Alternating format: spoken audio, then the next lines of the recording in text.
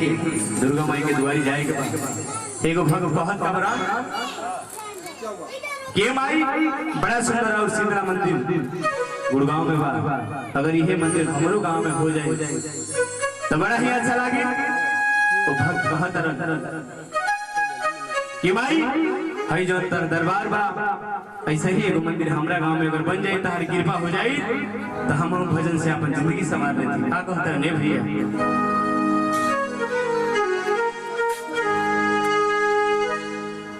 कि हे शीतला माई अरउर करिले पूजनबा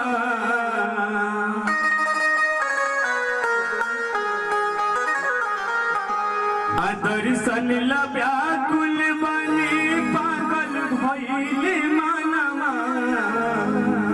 भैया हो तनी के मंदिर शोभे तनी के मंदिर शोभे माई अरे गुड़गांव में आओ माई हमरो गांव में। भक्त का कहत माई से कहत रहा माई अगर है मंदिर हमरो गांव में बन जाई तो जिंदगी संवर जाई, हमरा गांव के भाग्य संवर जाई। कहत रहा लिटिल कि हे शीतला माई अरउर करिले पूजनबा दर्शन ला व्याकुल बनी पागल भइले मनवा। तनी के मंदिर शोभे धनी के मंदिर शोभे माई गुड़गांव में अब माई हमरो गांव में धनी के मंदिर शोभे माई गुड़गांव में अब माई हमरो गांव में धनी के मंदिर शोभे माई गुड़गांव में अब माई हमरो गांव में। हे शीतला माई रउर करिले पूजनबा दर्शन ला व्याकुल बनी पागल भइले मनवा। हे शीतला माई रउर करिले पूजनबा दर्शन ला व्याकुल बनी पागल भइले मनवा। धनी के मंदिर शोभे धनी के मंदिर शोभे माई गुड़गांव में आओ माई हमरो गांव में धनी के मंदिर शोभे माई गुड़गांव में आओ माई हमरो गांव में। भैया हो क्या बात है बोली सच्चा दरबार की।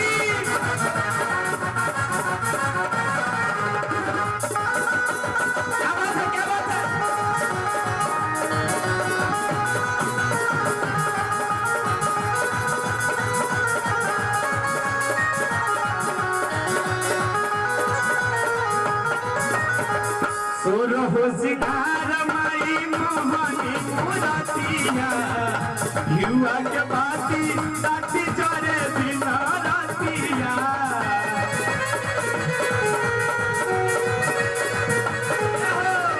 सोर हो सिंगार माई मोहनी मुरातिया युवा के बाती साथी चोरे दिन रातिया।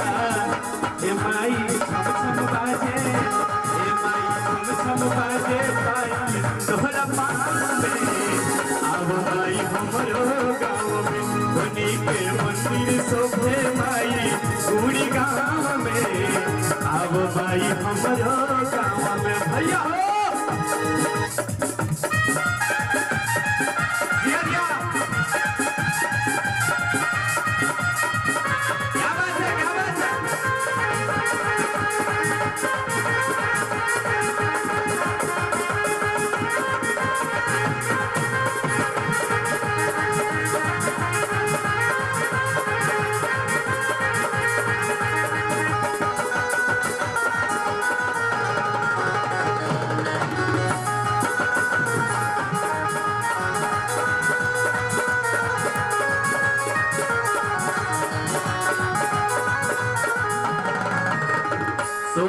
हो सिंगार माई मोहन मुरतिया जुआ के बाती साथी जोरे बिना रतिया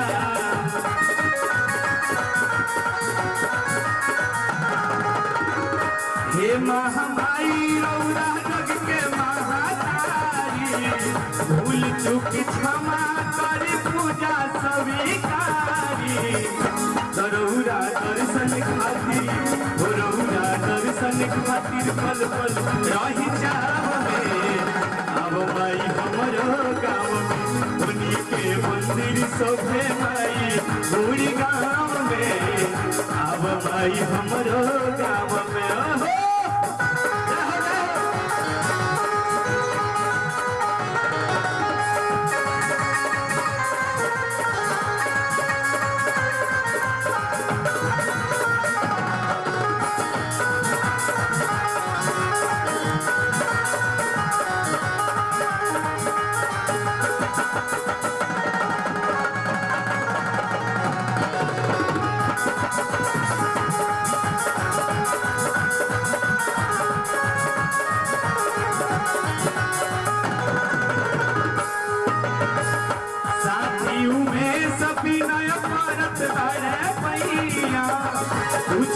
के लूर नहीं खेना के हुसैया